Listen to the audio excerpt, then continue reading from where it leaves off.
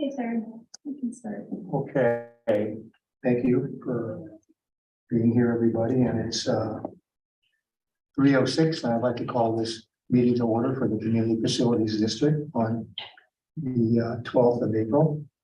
And as usual, we will start the meeting with a land acknowledgement that we read into the record each time. The Altadena Library District acknowledges its presence on the traditional, ancestral, and unceded land of Gabrielino Tonga peoples. Altadena is located on the stolen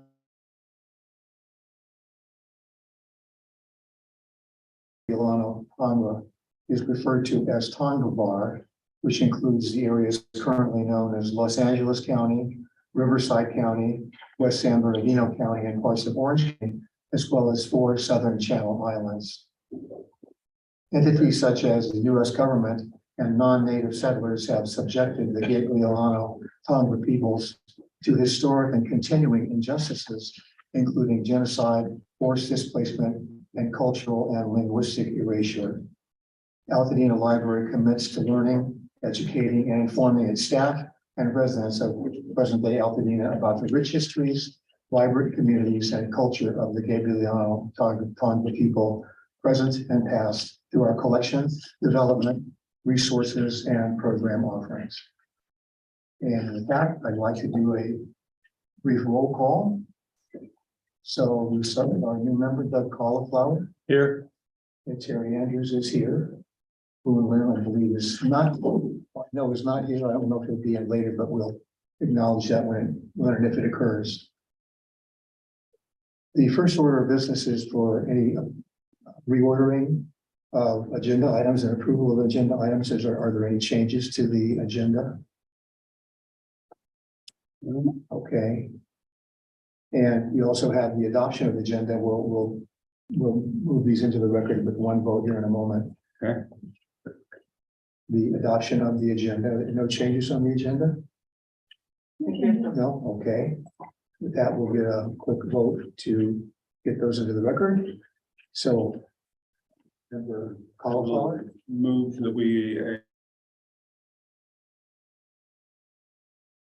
approve the agenda. and I'll second that, and roll call. Member Cauliflower, I'm here. member Andrews, yes. Okay.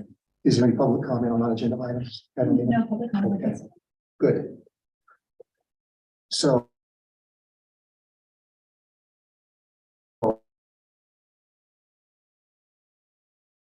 the continuing this for CFD, is that something you're going to present, Nikki?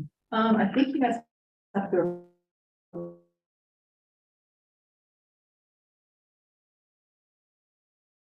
Changes on the minutes. You have any? So we need to vote on that. I would move to approve the minutes as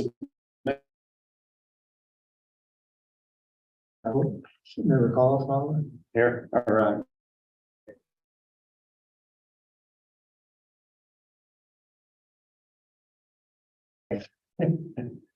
I don't do these all that often. That's all right.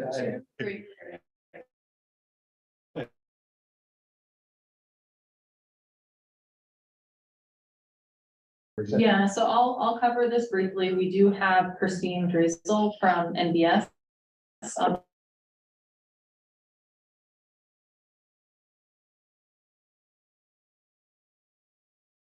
District number 2020-1. This was due back on March the 1st. So NBS prepared the report for us, our CFD. We had ideally our accounting firm review it because, as you could see, there's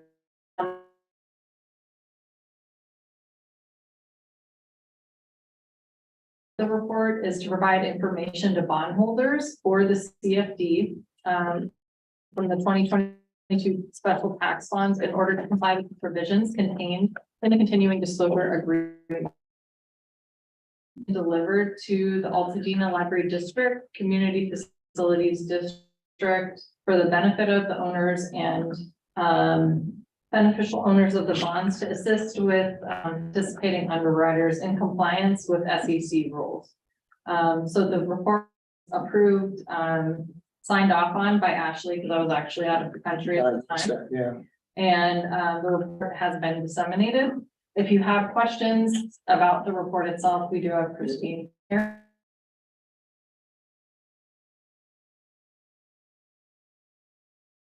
As part of your oversight of the CFD. the only beginning question I had is that it said it was due back in March of 2023.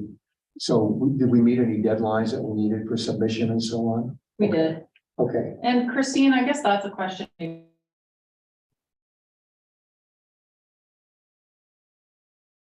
It's in January, April, and then every 3 months after that. Is that something that we would have to show them ahead of submission on March 1st? Or is it like we wouldn't have it prepared in time to share with the CFD committee ahead of submission?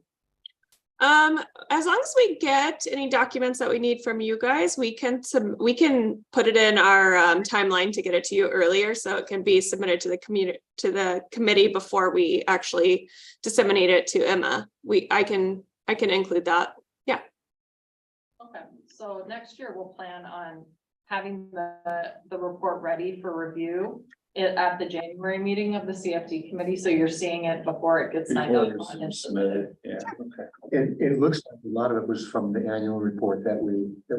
Yeah, we did include the annual report because again, it's like confirming the numbers, I believe, from the budget, and that if I am explaining properly, Christine, correct me if I'm wrong, that we're responsibly spending the bond proceeds as they've been designated to the district.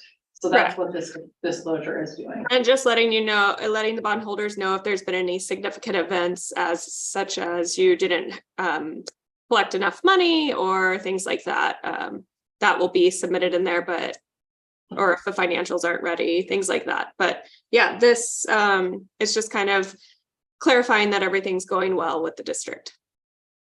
Right, okay. Yeah, if I was a bondholder, I feel pretty warm and fuzzy about this because there's a lot of stability that's built into the annual report that you do. So that's nice to see. Yeah, and again, this is informational, so no action required. Okay, great. I did notice, and I don't know if this spills over into the next item, it probably does, that we posted, I'm sure it does actually, so I'll hold my question until we get into that subject.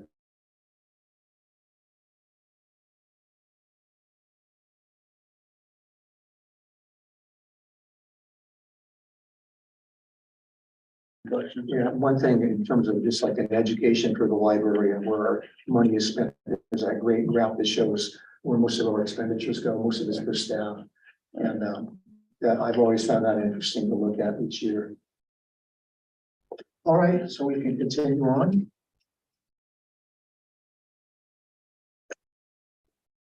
The next thing is a resolution for the Altoona Library Board of Trustees, special levying taxes within the library district. So I think that the object here, Nikki, is for us to approve what's happening there. And then we're going to vote on this again in a couple of weeks, right, at our regular meeting. Right, so last year, the board was waiting to establish the special tax lien rate, which as you can see by what's presented today is based on square footage, not per parcel, which is what our previous parcel tax was based on. Those numbers do vary a little bit from year to year, which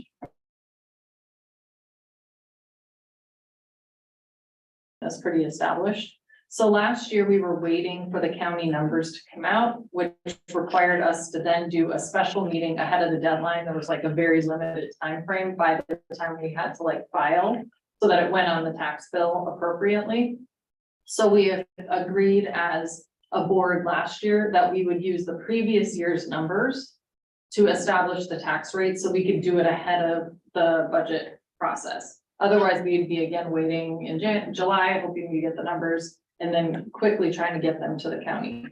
So the rates that you see today are based on the square footage numbers from fiscal year Not the one we're in, so that would be what, 21, 22, Christine? We're in 22, 23. I This believe is so. the 22, 23 numbers that we got off the square footage from 22, 23. Right, but aren't those based on what the numbers that were released at the beginning of fiscal year 22 is basically what we're saying. Correct. They were Yes. released July 1st of 2022. Yes. So with this, and because this is your first time sitting in, Doug, what happens is we establish a budget that we will need in order to pay the debt service each year. From that, as well as money that's set aside for administrative costs, such as Christine's work with NBS in establishing rates and doing our disclosures and all of that, as well as the work Bailey provides to generate reports based on bond proceeds and all of that. It's around $25,000. So we establish a budget, and from there, we take the square footage rates and establish what the special tax lien.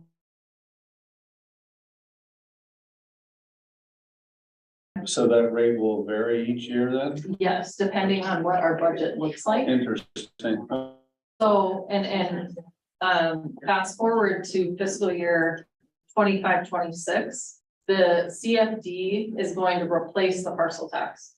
So that's when you're gonna see closer to that 10 cents per square foot, because it's gonna make up the difference of the parcel tax. So currently, as you can see on page 33, in the resolution, the single family residential property building square footage rate is 0.048.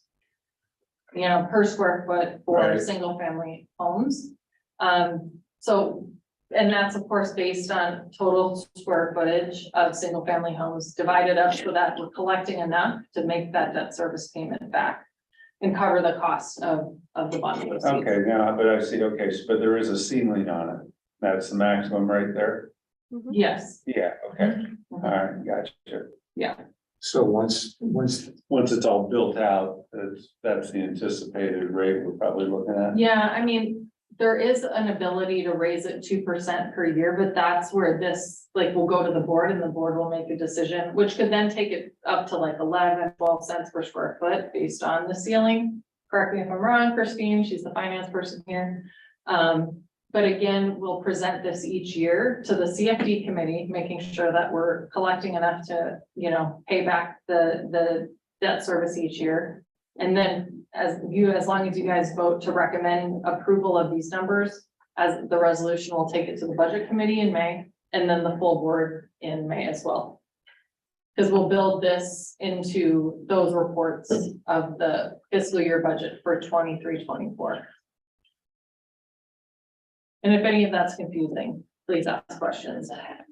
No, your explanation was helpful, because I did look through this, but I didn't quite grasp that, so that was helpful, so thank you.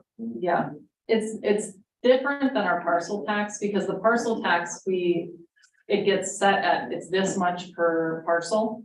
And because it's not a debt service, it's only, this is your surface and operational funding. If there's people that don't pay it, we just collect less. But because this is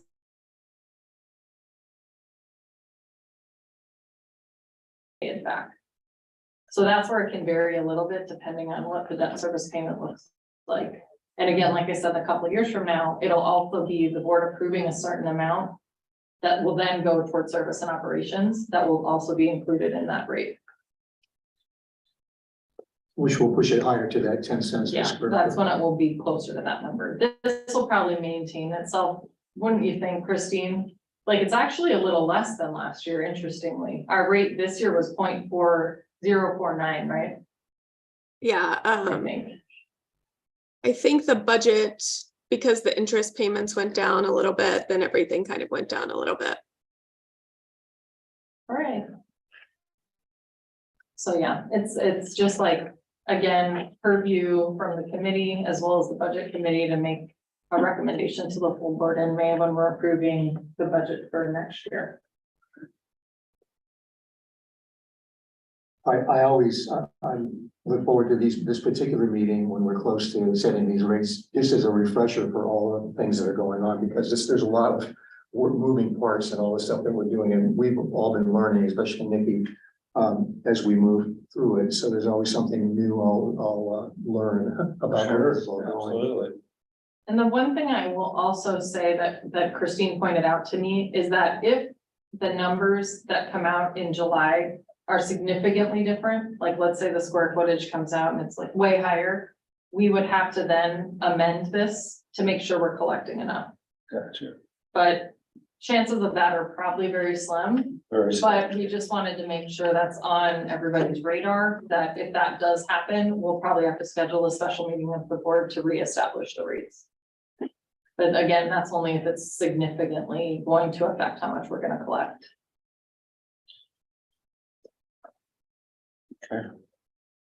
Well, I don't have any other questions about this. So the resolution that we're talking about is 2023-03, right? Yes. Yes. So we're asking, so staff is recommending that the CFD committee recommend, passing resolution 2020-20, 2020-03. 2023. Oh, this is only our third. Oh, nice. Yeah. We had so many resolutions last year. Yeah. So- Which then will establish the special tax lien rates as, listed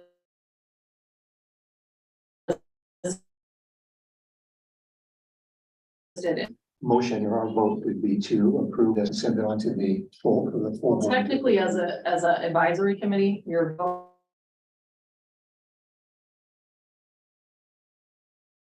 Actually, Okay.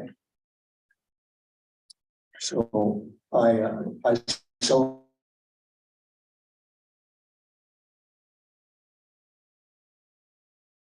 Roll call, Terry Andrews, aye. Aye. Okay, thank you.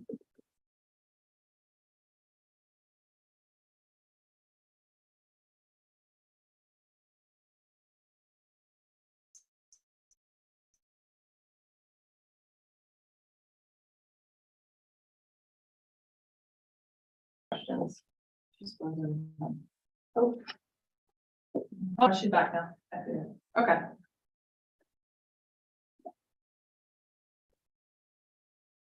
So now we're on to the next item then. And that is, Just the proposed budget. Capital and CFD bond proceeds funds. It's agenda item 5C. Okay. So we do have Christy Even with us from IMDA. Many thanks to her. We're in the thick of budget preparation for, all of the funds and all of the reports. So we asked her to specifically focus on the capital fund, the CFD fund, and the CFD bond proceeds, as they're gonna look going into next fiscal year. Let's see, so our proposed budget for the capital fund is based on projected spending for the 2 library building projects that will occur in fiscal year 23-24. As I'm sure you're both aware, with construction, who knows? It's best guessing how much we think we'll spend. We were provided some spending from Jennifer Pearson of Rackland Partners. So she's taken a look at this and thinks it's our best guess looking at what will be in fiscal year 23. In addition to use of the bond proceeds, grant income will be projects as well. And the projected interest income is approximately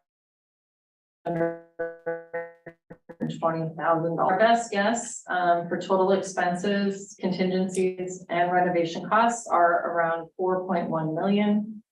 It is anticipated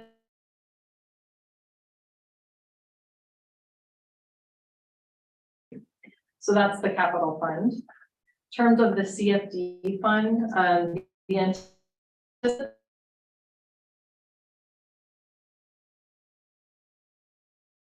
B is $1.257 million. These funds will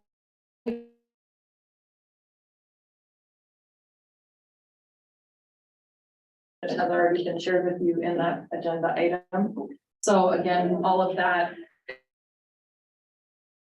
and revenue of the CFD fund was based on information provided by NVS. And then in terms of CFD bond proceeds, capital activity, the net interest year. But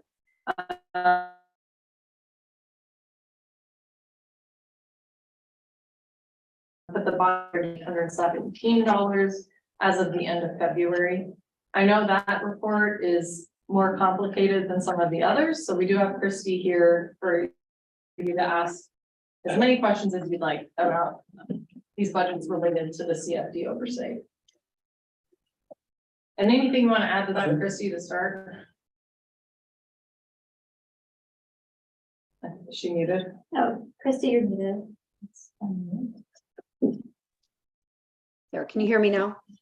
Yeah. Okay, and I don't know if I'm freezing, but I'm catching, you guys are freezing about every few seconds, so I'm staying caught up, but hopefully that doesn't happen on your end for me. No, what you said, Nikki, was appropriate. All the figures are correct. This Measure Z bond proceeds will continue to get even more detailed as it moves on. And actually, when you see March's, we just completed it today. We're working on March financials for the board meeting.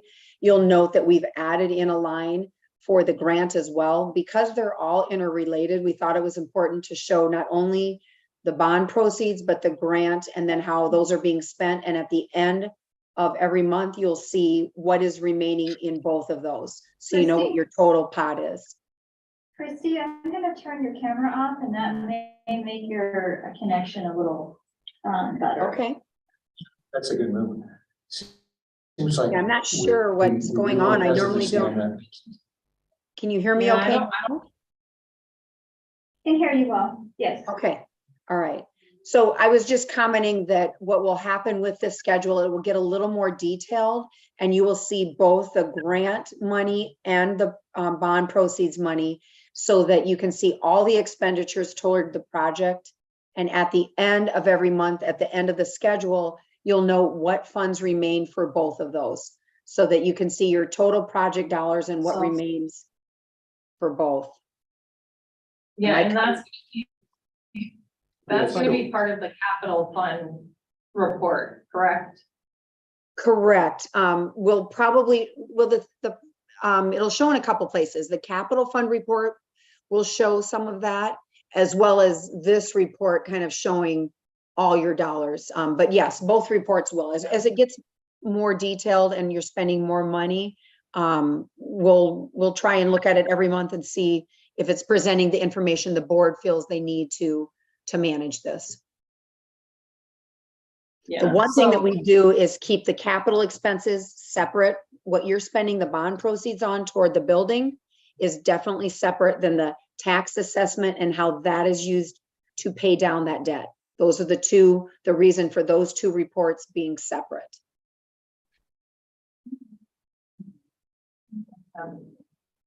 Catalina is gonna go grab David. We're not sure what's. Yeah, the it's not. connection, But I think I can explain a little bit more as well. So as I'm sure you're both aware, we received, we were awarded over $7.5 million for as an infrastructure grant for the main library project. We've been given half of that money that we put into class.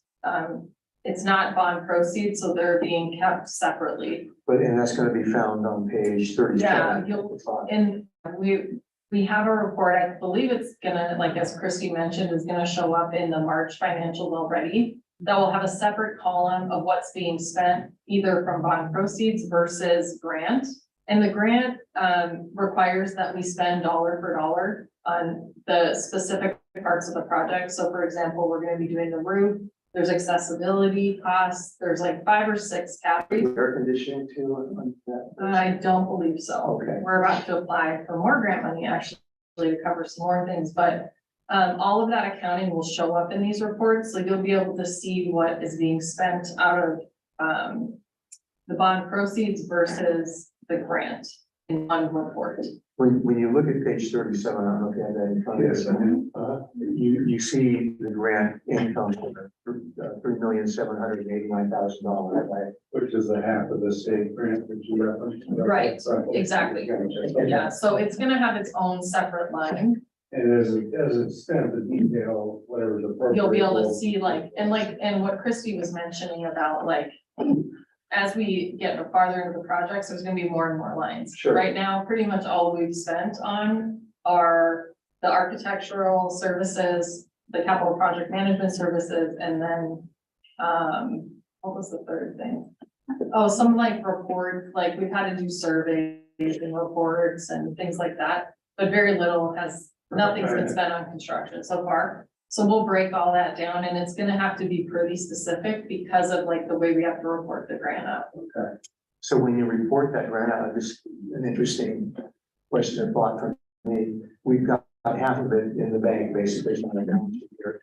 What do you have to do? There's some sort of reconciliation that you have to make as we spend the money so they can see it. So the state requires us to do quarterly reporting. Okay. So grant opened basically January 1 of 2023. So at the day after, so April 1st, we got our first email from them of like the report that we need to submit to them.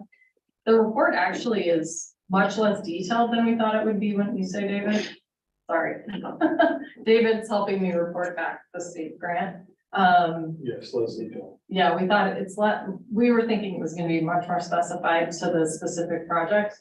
So, and the reason I mentioned that is we're gonna have way more documentation than we probably need, but we'd rather it that way so that we can like, if there's an ask of how do you justify these numbers, we will definitely have it. And Bailey is working really closely with us. We have a whole separate workbook just for accounting for the state grant. So on this particular report, then what you're saying is that as we go forward, we should expect additional ones for Yes, different architectural projects, roof air conditioning, so grow. And I think that's where the oversight, most people are interested in seeing, okay, how much are you spending, and it's all getting into the project. And, right. something like that. So I'm looking forward to, some of the new lines and so we can see the growth of everything. Yeah, so hopefully we get our permit from the county so we can actually start moving towards construction. For Bob Lucas. Yeah. Okay. Any updates there? No, Okay. All right, well, that makes sense. Okay, I got. Another question about us as an entity is that when we started, we had Urban Futures as one of our agents assigned. And I haven't seen, I haven't seen them for a while. Are they still on salary with us? Are they still?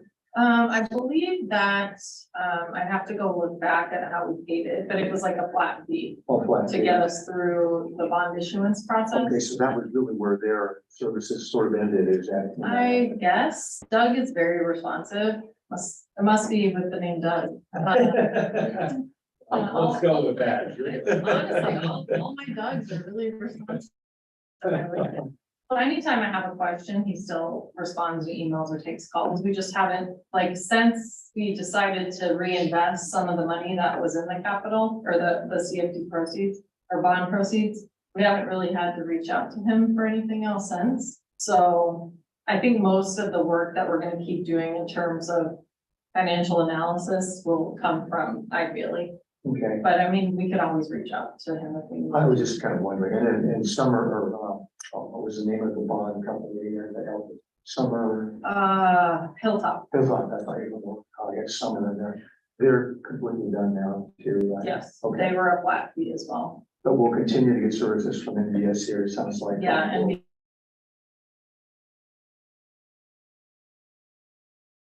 disclosure council, so if we needed any more work done by them, they would just charge us hourly for that if we needed it. Any more questions? I don't, no, this is helpful and I mean, it makes more sense than it did when I looked at it earlier today, so. I always have a cool retail with it too. We went from having a one page, P and L, looks good to me, to like,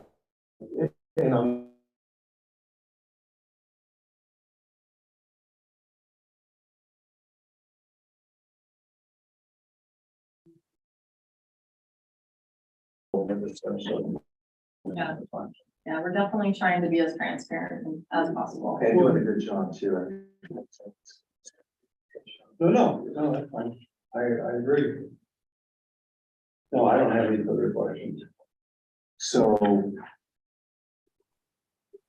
this one, we're still on item C under 5, right? And it says, So I believe, being that again, as an advisory committee to the board, the recommendation would be to vote to approve the budget numbers of the capital fund and the CFD fund as presented to, like recommending them to the budget committee as well as the full board. and I will move that we do that. Did you get all that, Catalina? All of the items on that particular motion? Yes. Okay, so I will move that we do that. I will second. Quick roll call vote. Harry Andrews, aye. Doug Culliver, aye. So we're moving on to D, is that right, Nikki? Yes, and I think this one, I think we could call informational, no? Yeah, that's informational. Yeah, sorry, that shouldn't say action. Because it sounds like this is already being used, right? Yes, it Yeah. is. Yeah, it was not meant to be an action. That was my fault. And this is an interesting one that I'm fairly familiar with, having had some recent activity with this, Nikki, you might recall. Mhm. But if you have any overview for Doug, that would be great. Yeah, so each year, property owners in Altadena that qualify as very low income can file for this exemption from the special tax lien. Right. That number, the number of people per household and how much the income needs to be less than will change each year. So we'll work with NVS to produce this form to be filled out. We were able to publish it during the last week of March, which will give people 3 months to be able to like fill it out and get it turned in to NVS. They do have to provide their income tax statements to verify that number and then mail that in with a signed form by the deadline of June 30th. So just so the committee is aware, based on a suggestion by one of the people that filed last year, we did have NVS mail this form to everybody who filed it last year, so that they're aware that they need to do it again and that the process is happening. Have to do it every year. Mhm. Or every year, we want the exception. Right.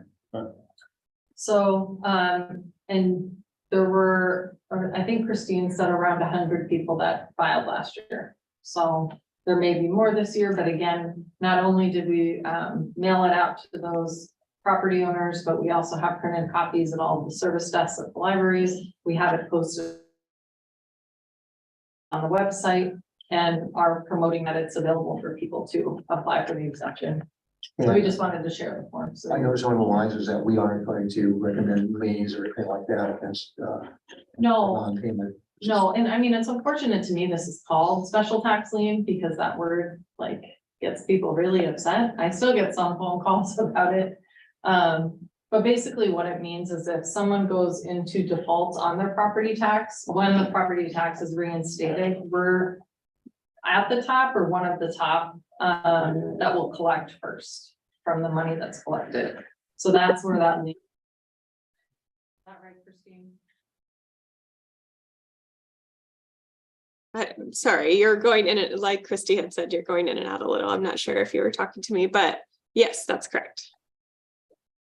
So if I'm reading this right, then Nikki, of the 100 applications or filings, there are 15 that were granted.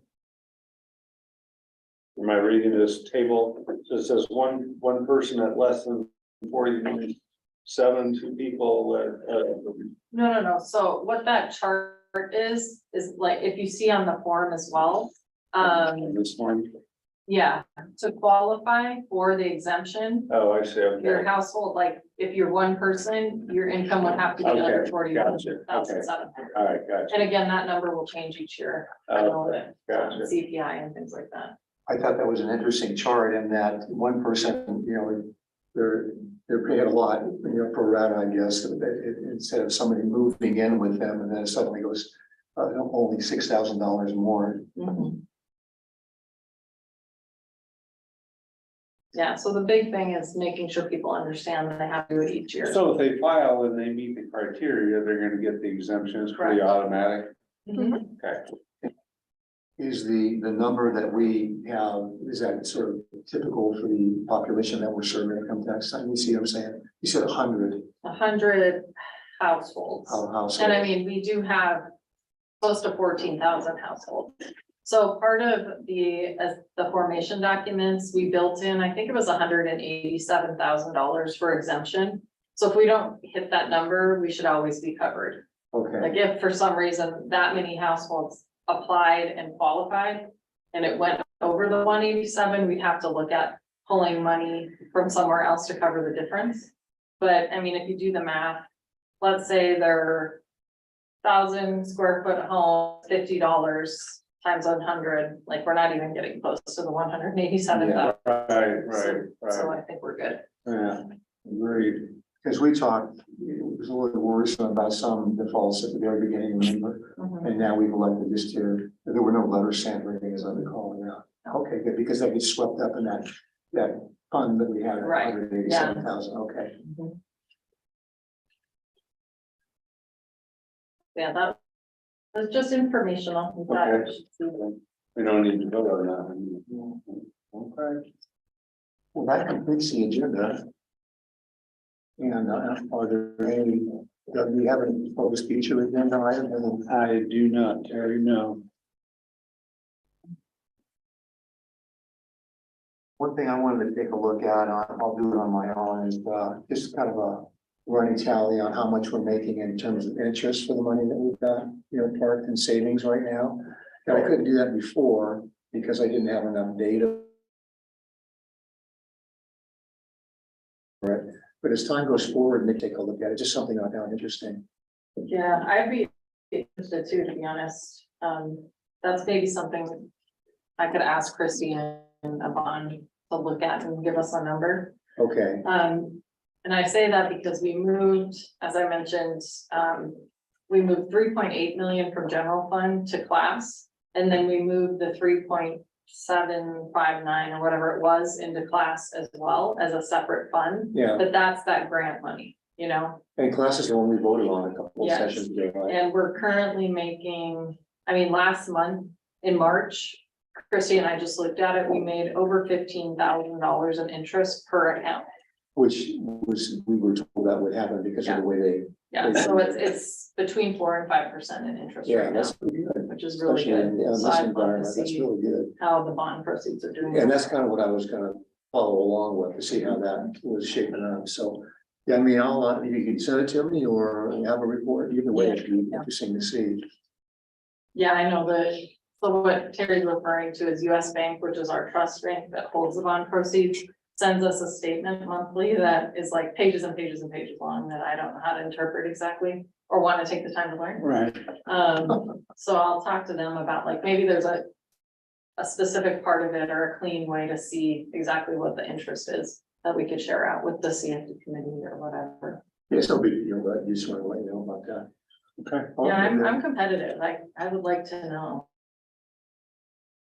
Yeah, I am too, actually. Well, you'll get questions periodically, so it'd be good information to have it handy. Yeah.